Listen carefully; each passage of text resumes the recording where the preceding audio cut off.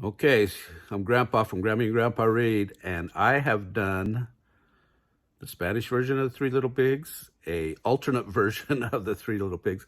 But here's the real story of the Three Little Pigs.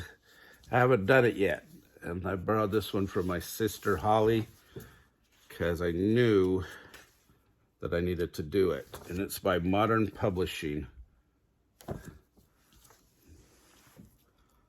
Once upon a time, there were three little pigs named Elmer, Hubert, and Pete, who lived with their mother in the country. One day, Mother Pig said to her sons, "You are old enough now to leave your own to have your own homes, so you must build them. Your father built this house out of plaster, wood, and stone, and it is a good house, strong against the weather and sturdy, so that no wolf will ever break into it. Build your houses as your father did. It is good and strong and sturdy, and you will always be safe and well.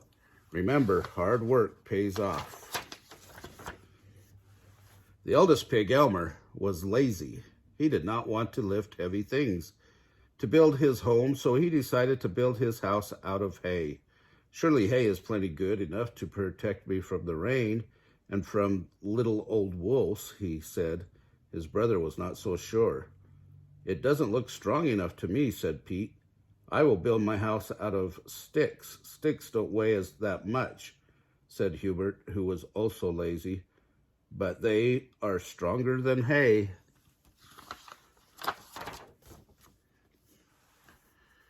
Hubert was just finishing his house of sticks when Pete, the youngest brother, happened by with a load of bricks. "What are those for?" asked Hubert.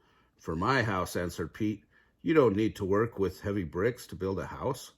"Why, a stick house is plenty strong enough against the weather and any old wolf who might come by," said Hubert.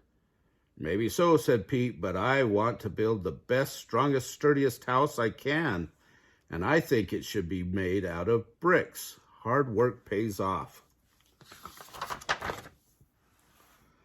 "Crazy pig," muttered Elmer and Hubert as they watched Pete work long into the night to finish his house.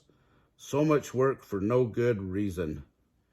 Pete didn't listen. He kept on working, and soon his brick house was finished.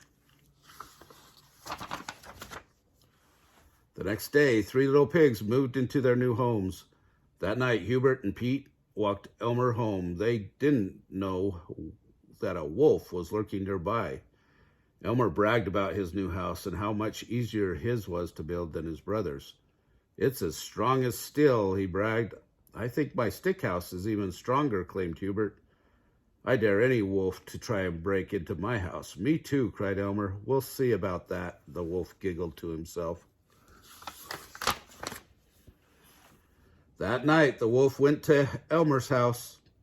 Little pig, let me in." "Not by the hair of my chinny chin chin," wailed Elmer. But the wolf huffed and he puffed and he blew the house down.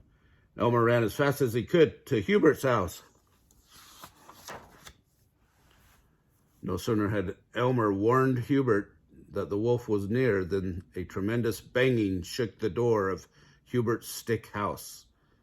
"Let me in, little pigs, let me in," the wolf sang. Hubert and Elmer sat next to each other, shaking and trembling. "Not by the hair of our chinny chin chins," squealed the pigs.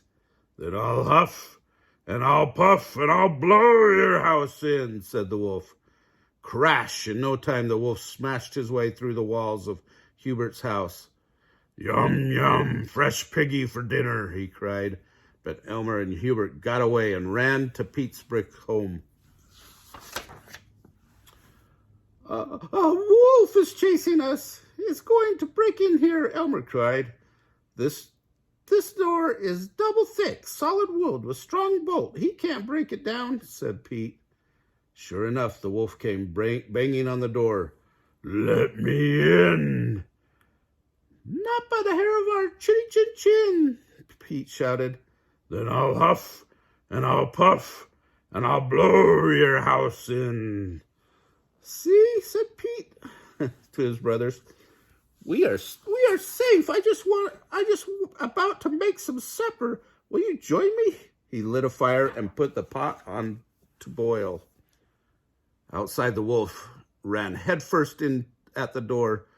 Sure, it would crash open, but all he got for his troubles was a mighty sore head. Then the wolf spied the chimney. "There's more than one way to get a pig," he cried, climbing up onto the roof. "I'll just come down the chimney." "Stand back," Pete warned as his brothers as he took the cover off the boiling pot. They listened as the wolf slid down the chimney and saw him land with a mighty plop in the pot of boiling water. "Yow!" the wolf cried. Pete opened the front door and the wolf ran out of the house and over the hills and far, far away. "You can stay with me while you build your new houses," Pete told his brothers. "But this time you have to promise to work hard and build them strong and sturdy." After that, Elmer and Hubert were never lazy again.